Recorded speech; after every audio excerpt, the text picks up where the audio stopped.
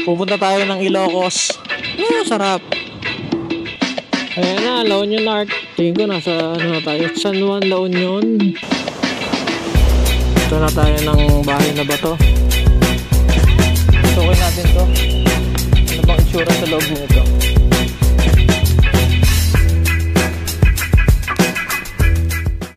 So, good morning. Time check, 3:40 na ng madaling araw. Naka-ready na kami, naka-gear up na para sa Ilocos trip namin. Good luck sa amin. Hello, good morning mga ka-explorers. Samahan nyo ulit kami sa panibagong long ride namin bago matapos ang taon. So samahan nyo kami papunta sa Ilocos gamit ito Honda Click natin. Approximately 8 hours yung babiyahin natin bago makapunta sa La Union. Time check, 4:31. Tingin ko nasa San Pedro pa lang tayo. Mabagal tayo gawa ng nagpatila muna kami ng ulan bago dumiretso. So balik tayo sa biyahe. Time check, 4:55 na. Nasa Alabang na tayo. Meron na lang tayong 474 km pa yung bibiyahin natin. So 10 hours pa according nga dito sa kay Waze. So malayo-layo pala talaga yung bibiyahin natin papuntang Ilocos. Medyo kulang tayo sa tulog pero sana kayanin natin. Di na rin naman bago tong paglalong ride natin. Last year, sa Baguio kami pumunta. So mga 8 hours din yung binahe namin or 10 hours ata. Kasama na rin yung mga stopover namin. As of 5:27, nandito na tayo sa EDSA. Bali, hindi pa naman ganun ka-traffic kasi maaga pa tayo. So expected natin kung medyo tinanghali tayo ng alis, medyo traffic dito. So buti naman, maganda pa rin naman ang lagay ng panahon ngayon. Sana dire-diretso na to hanggang norte. Kaya medyo malubak lang talaga dito sa EDSA. Yun nga pala, kasama ko nga pala yung OBR ko. Ay ka naman Dan, Milo. So as of 5:52, nasa Balintawak na tayo. So malapit na tayong lumabas ng Metro Manila. Valenzuela na lang yung dadaanan natin, magbubula ka na. Medyo makakaalis na tayo sa medyo maraming sasakyan. Hindi ko lang alam kung sa Bulacan kung maraming sasakyan din eh. Pero sana hindi naman ganun ka-traffic doon. Marami talaga ngayon nag-uuwian, gawa na magpapasko. Kagaya na lang nung sa may Bicol, 'di ba? Lately lumalabas yung mga posts about sa mga nag-uuwian ng Bicol na yung dating 12 hours na biyahe papuntang Bicol, ngayon umaabot na siya ng 22 hours. Gawa na rin ng condition ng daan doon. Sa balita ko, mga nasira yung mga daan doon papuntang Bicol. So apektado talaga lahat ng mga kalsada tsaka yung mga biyahero natin. So balik tayo sa biyahe. So kakatapos lang namin kumain tsaka magkape. Bali inabot din kami ng mga 45 minutes dun sa may fast food chain na kinainan namin. So hindi na kinaya. Antok na antok. Wala pa kasi kami tulog Pati gutom na. So 6:48 nandito pa rin tayo sa Valenzuela. 9 hours pa yung bubunuin natin bago makapunta sa Ilocos. Kung makikita dito, mga alas 3 na rin tayo makakarating. Malayo-layo pa. 414 km pa yung bibiyahihin ni Click bago makapunta sa Ilocos. Siguro pagdating namin doon, tulog na lang yung gagawin namin doon bago Pero tingin ko sa La Union, di ba maganda yung nightlife doon. Pag magising tayo ng mga bandang alas 6 o alas 5 ng hapon, makapagala pa tayo doon sa beach. Doon na lang din namin hahanap ng matutuluyan sa may San Juan, La Union. Kasi malapit doon yung mga, mga sikat na pasyalan doon ng La Union. Kagaya ng Baluarte Tower. Tapos yung pa ba yun? Kamay na Bato, Dawis Temple, ng Machu Temple ata tawag doon. Doon na lang. Pati yung mga gamit may iwan namin kung sakaling mag-i-stay in kami doon. Buti naman maganda yung panahon. Maliwanag, masarap magala. Medyo malayo-layo pa yung lalakbayin natin gamit na si Honda Click. Bakit si Honda Click, medyo malayo-layo na rin ang ginala nito Nakapunta na to ng Baguio, ng Sorsogon. Tapos mga short ride na, mga Batangas City, mga ganan. Sa Monte Maria, Quezon, Rizal. Yan, ito yung kasama namin. 4 years na rin to 4 years na rin tong C-Click. Gamit din natin to araw-araw daily sa trabaho. Oh, ito na dito na tayo sa MacArthur Highway. Isa sa pinakamahaba na daan dito sa Pilipinas. Medyo kailangan lang natin maging alisto dito sa Venezuela papuntang Bulacan. Kasi medyo malubak dito eh. Kung ang south ay may Quezon City, Quezon Province, saka Bicol Region sa pagdating sa lubak-lubak. Itong north merong Bulacan. Pero hindi kagaya ng parang mild na lang to eh. Hindi kagaya talaga sa Bicol eh. Kasasarap pag pag nalubak ka. Kasi grabe yung mga dumadaan kasi dun eh. Halos daily ata or mga bus kasi talaga eh, tsaka mga truck. Kaya kung ako tatanungin, mas challenging sa akin ng biyaheng pa Bicol. Kasi makakasabay mo yung mga truck eh. Truck, bus, rumaragasa yung dun eh, yung bilis ng truck tsaka bus dun eh. Kaya nakakatakot sabayan. Ayan, City Government of Maykawayan. So, nasa Maykawayan na nga tayo. As of 7 AM, nasa Maykawayan, Bulacan na tayo. So, medyo slow pacing yung natin, biyahe natin. Iwa nga ng ilang stopover natin. So, chill rides lang talaga tayo. Hindi tayo bumabakbak. Lang tayo. Takbong pogi. Oo, wala kaming itinerary kasi biglaan lang tong Ilocos namin. Kung saan lang kami mapadpad, depende na lang sa Google. Kung ano yung malapit na magiging pasyalan, share namin yung mga yung mga gastos namin, yung mga entrance fee ng mga galaan, tsaka yung mga price ng tinutuloyan namin transient house. After nga natin magpa-picture dito sa may Pampanga Arc, didiretso na tayo. 8:20, nandito na tayo sa Pampanga. So, Milo, meron ka bang trivia about Pampanga? Wala ka ba? Doon nagmula yung salitang Pampanga sa may Pangpang.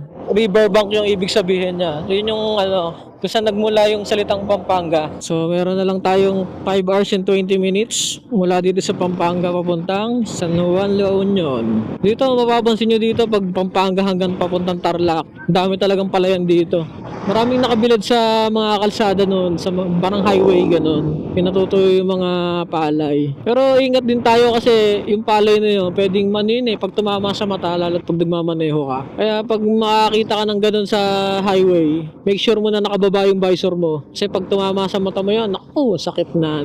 So, mapapansin nyo rin dito sa Pampanga, medyo mataas yung kalsada dito. Ayan, kagaya nito, tinataasan yung mga kalsada talaga. Patagal ng patagal, umaakit na yung mga kalsada natin eh. Pataas ng pataas yung kalsada natin. Tapos yung mga bahay na iiwan. Meron na lang tayong 270 kilometers mula nga dito sa San Fernando, Pampanga, patungong La Union. So, almost 4 hours na rin tayo na biyahe galing nga sa Laguna. So, may 4 hours and 15 minutes na lang yung layo natin mula sa La Union. So, binabaybay natin tong MacArthur Highway na dumudugtong nga mula dito hanggang sa La Union. Medyo mahaba-haba pa tong biyahe natin. Kaya mag-stop over na lang ulit kami para kumain. Meron pa naman kami dala ditong burger. May burger kami dala dito. So, nag-take out na rin kami kanina para kung sakaling gutumin. May pang-snack kami. Ay, nung ginagawa dito kalsada. May mga crane, no? Siguro gagawin to. Nilalagay ding skyway siguro. Unti na rin na-develop itong Pampanga. Ha? Ayan, no? Skyway gagawin siguro doon. Hindi ba? Ayan, no? Ayan, no? May mga na. Kasi may crane. Ayan, no? Lalagyan na rin ng skyway. Siguro yun yung dudugtong doon sa may railway project. So, meron din sila dito landmark, Olympics. Parang Olympics yung niya, logo mga bilog-bilog. Saan ba ang diretso dito? Yan, didiretso tayo. Sabi dito sa mapa. Ayan, dito kami dumaan dati nung pauwi ng Baguio. Dito sa may Clark City, Pampanga. So, kaliwa tayo. Sabi ni Waze, kaliwa. Uy, ito yung SM,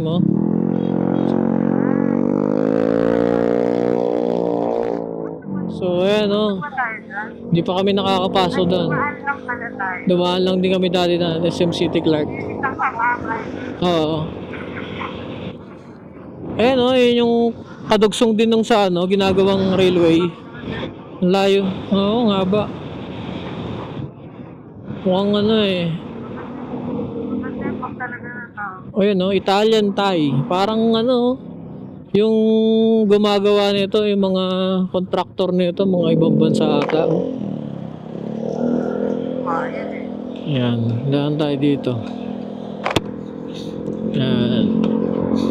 Yan, dito medyo dire-diretso na to lang ko eh. Approximately mga almost 2 PM na rin tayo makakarating sa ano, La Union. Sa may Bamban, Tarlac na kami. Dito nakatira si Alice Go. Sa Tarlac. Yan. So may Tarlac oh. Ayan oh. May mga parol-parol din naman dito oh. Hanapin natin si Alice Go kung nandito. So anong oras na? 10:09 na ng umaga. Iba talaga yung sikat ng araw dito sa may ano, pa norte na. Kala mo tanghali na pero alas 10 pa lang eh. Pag lumalapit ka talaga sa Ecuador, iba yung sikat ng araw eh. Oh, kitang-kita mo na yung mga kabundukan dito. Hindi ko alam kung ano ba yan, kung mga burol-burol lang ata yan o kadugsong na mga Sierra Madre. Ayan, medyo dire-diretso na yung biyahe dito. Makakapag all the way na tayo. Pero hindi pa rin mabilis. Saktong bilis pa rin. Takbong pogi pa rin. Hindi tayo pwedeng mabilis. Pabigat yung dala. Bago nga kami makarating ng Pangasinan ay nag-stop over muna kami ng ilang minuto para kumain at makapagpahinga na rin.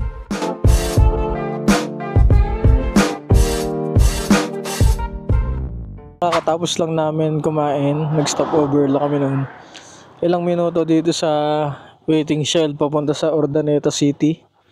So as of 11:30, malapit na tayong makadating sa Urdaneta City, Pangasinan. Meron pa tayong 2 hours and 45 minutes na biyahe. Bali 131 kilometers pa yung layo natin mula La Union. Kaya tara na. Let's go! So nag-refresh lang muna tayo saglit doon sa may waiting shed. Nagilahilamos para mawala yung pagod at puyat. So medyo ginanahan tayo. So mahirap talagang bumiyahe ng long ride tapos wala kang tulog. Talagang mararamdaman mo lalo't pag nagtapatanghali. Mainit. Kaya kailangan natin konting pahinga para dire-diretso na ulit yung biyahe natin ngayon. So mahaba-haba pa rin ang ating babiyahin. Almost 2 hours pa rin yung nakalagay dito kay Waze. Unti-unti natin yan. So sabi nga, pag walang tiyaga, walang nilaga. Kaya kahit medyo pagod na tayo, lalagarin natin yung kalsada. Oh, buti dito, maayos na yung mga kalsada, asfalto. Meron ba sa likod, kaya tayo, tabi muna.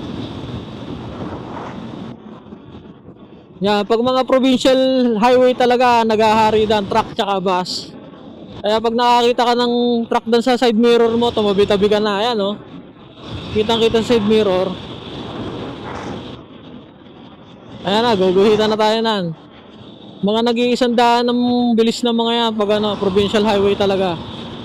Kaya pag hindi aware ka sa paligid mo, hindi ka tingin ng tingin sa side mirror mo, ano ka talaga, madadali ka talaga ng mga bus na yan. Welcome to Pangasinan. So alas 12 na, makakapasok lang natin ng Pangasinan. So meron na lang tayong 2 hours and 17 seconds. So ayan yung tulay. Yan, tatandaan ko rin to nung dinaanan namin to dati. Nagtatraffic din dun eh, lalo't na ano. So dito muna kami, kahit hakanlong muna kami. Malapit na tayo. Pangasinan, pagkasunod ng Pangasinan kasi ano na eh, Benguet Province siya, La Union na. The Vegetable Bowl of Pangasinan. Bilyasis. Ano bang ibig sabihin ng Pangasinan, Milo? Inasinan? Parang ganon. Rich in asin. Kasi Pangasinan. Asin. Pangasinan. So, medyo mainit na yung panahon ngayon. Tumatagos na yung init pag pag napapatigil kami. Alas 12 na din ng tanghali. Ngayon yung mahirap pag inabutan ka na ng tanghali sa kalsada. So malapit na tayo dito sa may arko ng La Union. Kitang-kita yung mga bundok ng Benguet Province. Sarap talaga magmaneho dito. Medyo lumalamig na yung simoy ng hangin dito. 65 kilometers na lang. Mararating na natin ang La Union. Yan na tanaw na natin yan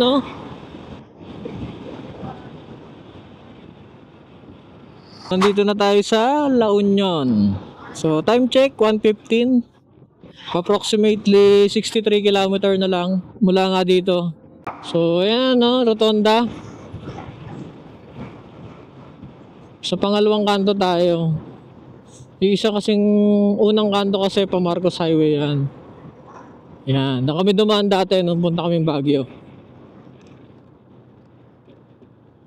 Ngayon dito tayo sa MacArthur Highway pa rin. So yan isang oras na lang 61 kilometers na lang tayo. Maghahanap pa po kami ng transient house. So sana makatipid kami sa makukuha namin.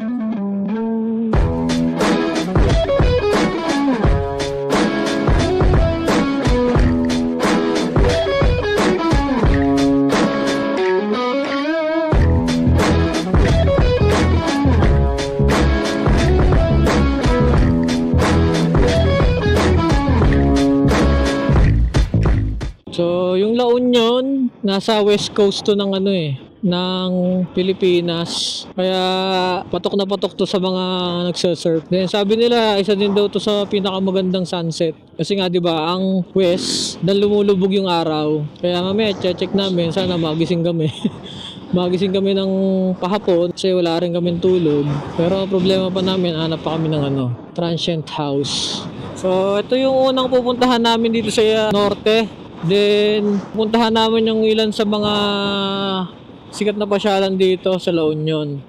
Then after nun, punta kami ng Ilocos Sur, kaya ng Ilocos Norte. Naka maxi scooter si Kuya. And then yung isa sa mga pangarap natin, meron tayo ng big bike.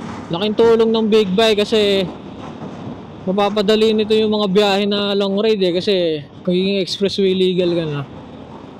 So yung biyahe namin na, kunyari ang biyahe namin pa Baguio, kung inaabot kami ng 8 to 10 hours, kung gagamit kami ng expressway, mga around 4 to 5 hours na lang yun So ganun ka kaganda pag pag mga naka big bike na talaga.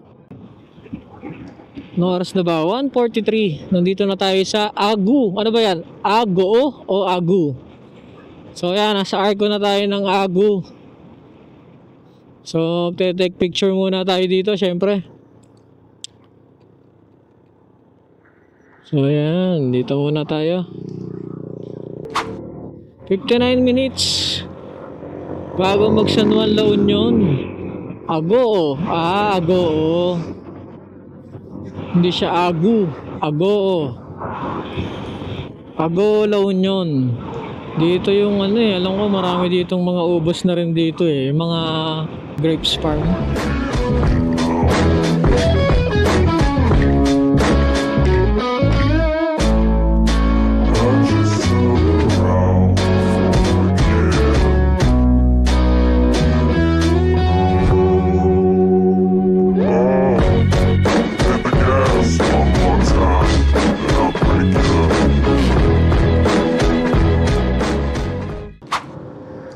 So, andito na tayo. Tingin ko nasa na tayo, San Juan, La Union. Puntahan na natin yung transient na nakita namin. Sana meron silang available na room for 2. Sana meron. Tingnan natin. 7.2. Medyo malayo pa dito ng konti. 16 minutes pa yun. So, yung transient kasi ngayon, medyo malapit sana yun. Malapit na siya sa dagat. Pumunta na tayo sa transient house natin. Change up lang tayo na iba yung pupuntahan natin transient house. Mas mura to. Maraming good reviews at saka yung mga freebies na kasama. May free breakfast pang kasama. Diretso lang daw tayo. Ay malapit din sa sa dagat. Kaliwa tayo. Tatawid din pala tayo ng ano.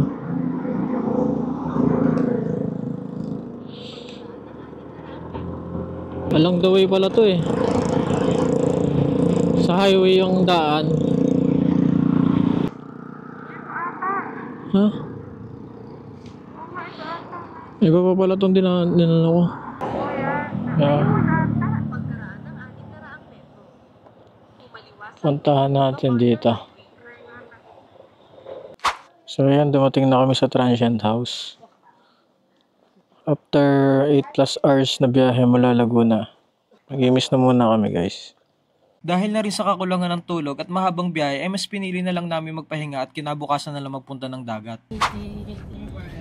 We're here in LU, La Union. Ito ang San Juan Beach, isang sikat na tourist destination na matatagpuan sa lalawigan ng La Union. Kilala ito bilang surfing capital of the North dahil na rin sa malalakas na alon ng karagatan dito.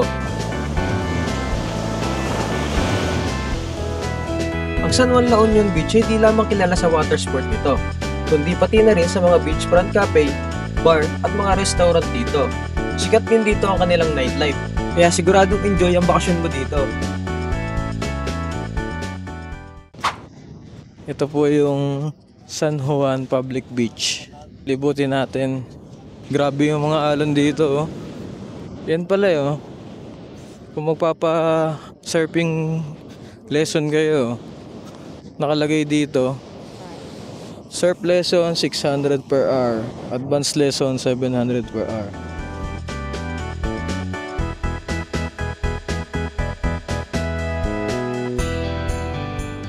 Meron ditong nakatayo.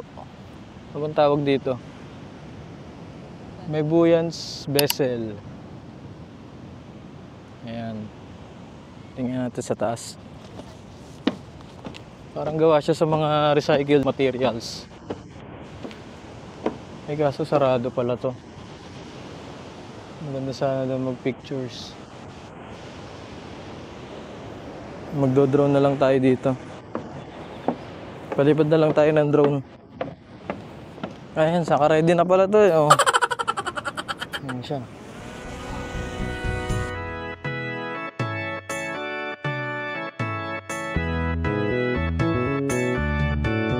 Kaya kung kayo ay naghahanap ng karagatan na may malakas na alon at gusto nyo ma-experience o matry ang pagsusurf, itong San Juan La Union Beach ang dapat nyong puntahan.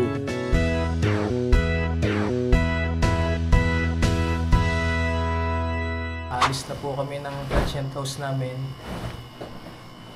Pupunta na po kami ng Ilocos Sur. Bali sulit dito yung stay namin. 1.8 lang. Marami na free wifi.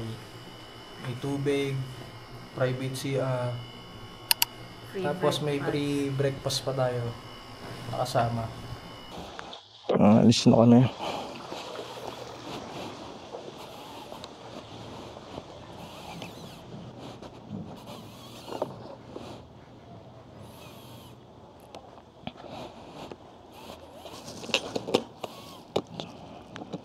Medyo madami-dami pa yung dala namin from Laguna.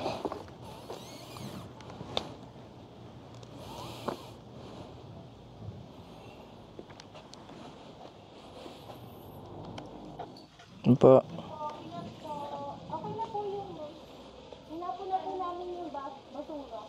Ay, thank you. So let's go. Pupunta na kami ng Baluarte na. Baluarte muna kami. So let's go. Alis na kami.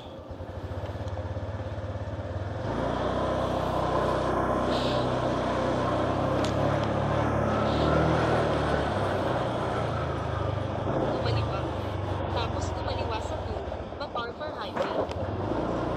Punta po muna tayo ng bahay na bato. So alas 12 kami nag-out sa transient house na inupahan namin. Sana mga bandang gabi makapunta na kami ng Bigan. Siguro dadaanan lang naman yung Baluarte, magte-take lang kami ng pictures. Medyo lilibutin lang namin yung kamay na bato.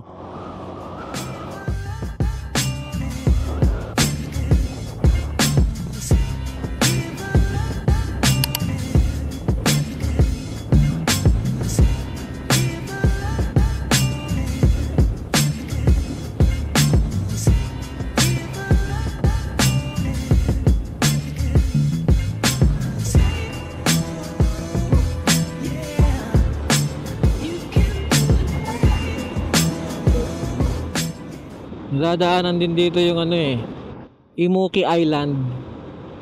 Parang ano din to, Almeida Forest oh. Malapit na tayo. 3 minutes. Nandito na tayo sa Luna, La Union. Pupuntahan natin yung Kamay na Bato. Isa din sa mga recommended na tourist destination dito sa La Union.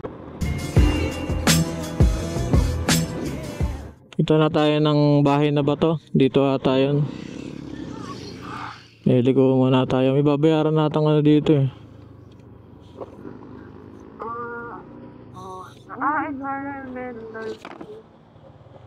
Okay, hindi pala na. Babayad po ba ng environmental fee? Environmental fee? Yes po. Magkano po per ano? 20 per head po. Nandiyan ka mo kinuna ka motor dam mo lang tatay.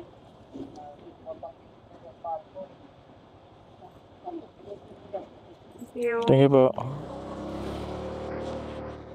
Ibabayaran pa lang ditong environmental fee na magkano ngayon? 90. Dito pala yun. Sige sir, salamat po.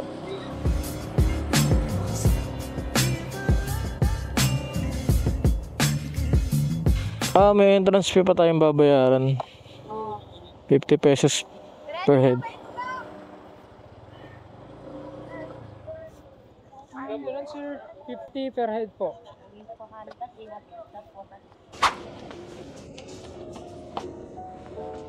Tara. Galain natin tong Bahay na Bato. Meron silang museum, art gallery. Maraming pebbles dito. Kaya siguro Bahay na Bato.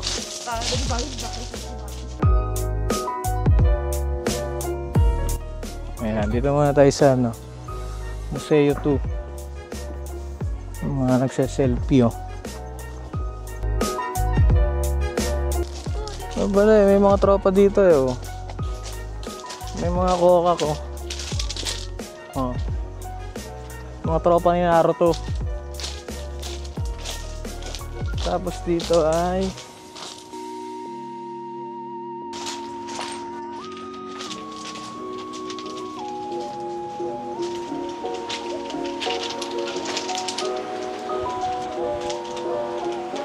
nakikita din yung mga iba't ibang nakasabit na gitara. Nakayatin natin to.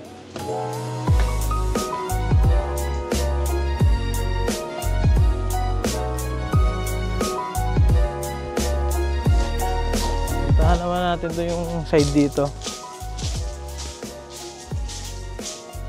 Marami ditong mga ano, mga stone sculpture. Ayan, mga nakangiti. Nakagana. Mga nakahubog na muka.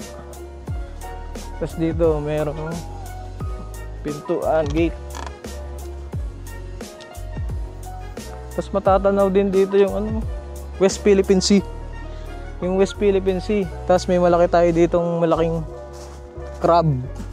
Marami ditong mga pictorial spot na pwede sa mga family bonding yan, mga family trip.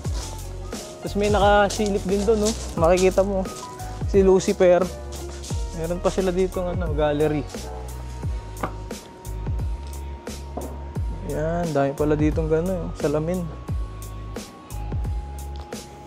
Dito mga nakalagay yung mga iba't ibang collection nila ng mga woodworking tools, fishing tools, mga farming tools nila. Tapos dito, meron pang ano dito, sinuunang dumbbell. Ginagamit siguro ng mga panahon ng ano, di pa uso yung mga metal.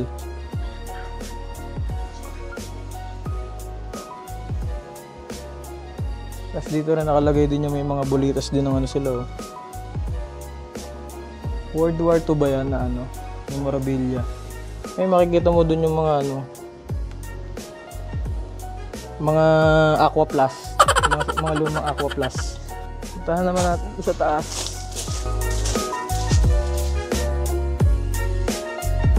Oh, si Lucifer. May overlooking dito, oh. View deck.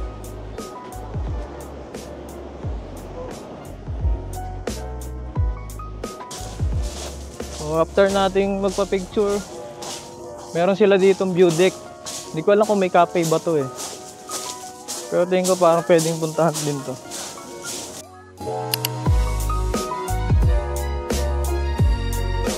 Pasukin na natin, ito yata yung bahay na bato.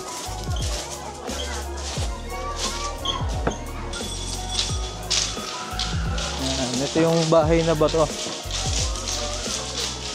Oh, may menu pala dito eh.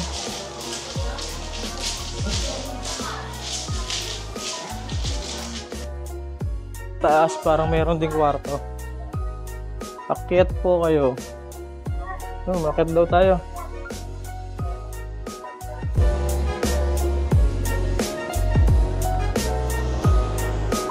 Tara, puntahan natin tong Pebble Beach nila dito.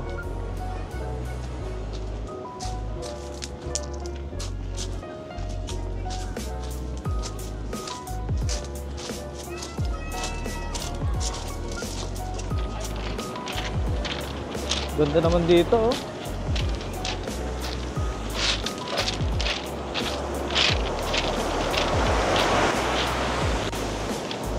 Kitang-kita yung West Philippine Sea, oh.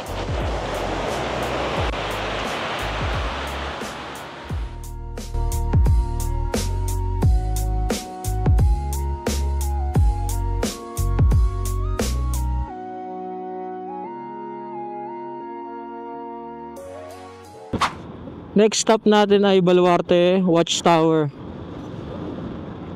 3.3 kilometers lang ang layo niya dito mula sa bahay na bato. Puntahan na natin, let's go!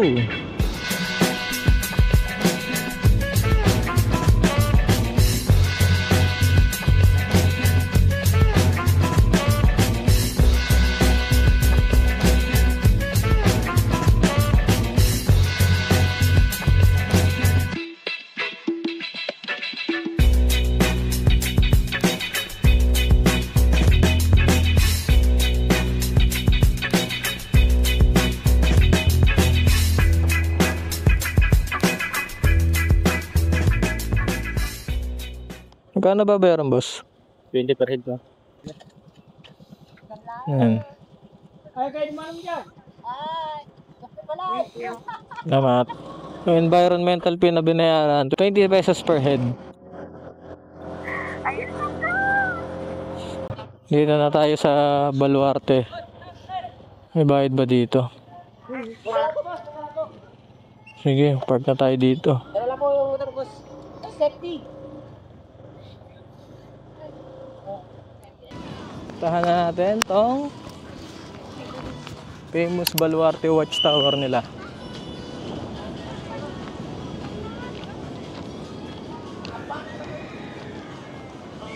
Ayan. Anong ano na ito?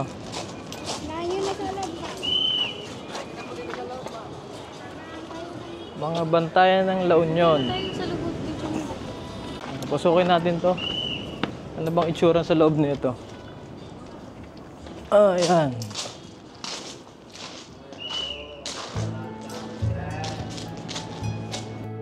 Ito ang Baluarte Watchtower, isang historical landmark na matatagpuan sa munisipalidad ng Luna, lalawigan ng La Union. Kilala rin ito sa tawag na Baluarte Ruins, isang lumang Spanish watchtower na itinayo noong ika-16 na siglo at sinasabing nasa 400 taon na ang makasaysayang tore na ito. Ang tore ay itinayo ng mga Espanyol bilang depensa at proteksyon sa baybayin mula sa mga pirata at sa iba pang potensyal na mananakop. Ito ay gawa sa adobe at coral blocks na nagpapakita ng estilo ng arkitektura sa panahon ng kolonyal na Espanyol. Dahil na din sa ganda ng lokasyon nito na nakaharap sa West Philippine Sea, kaya kinilala na rin ito bilang isang tanyag na tourist spot sa lalawigan ng La Union. Kaya kayo, anong kwentong LU nyo? Hanggang dito na lang muna mga kaibigan. Salamat sa pagsama at panonood. Babu!